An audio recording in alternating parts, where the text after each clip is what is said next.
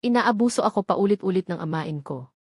Dear Aunt May, please hide the real name. Itago mo na lang po ako sa pangalang Angel, 16 na taong gulang, taga Rizal. Gusto ko lang po ibahagi ang isang bangungot.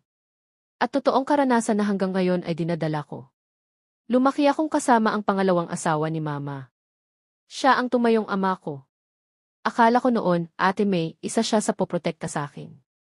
Pero, hindi ko akalain na siya rin pala ang magiging dahilan ng matinding takot at trauma ko. Nagsimula itong lahat noong ako'y 12 taong gulang pa lang. Gabi noon, lasing na lasing si Papa at umuwi ng hating gabi. Tulog na si Mama sa kama, ako sa baba nila kasi hindi na kami kasya.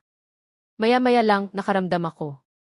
May humahawak sa maselang parte ng katawan ko. Pagmulat ng mata ko, nakapatong sa akin si Papa habang nilalamas ang dibdib ko. Agad siyang umalis at nagpunta kay Mama na parang walang nangyari.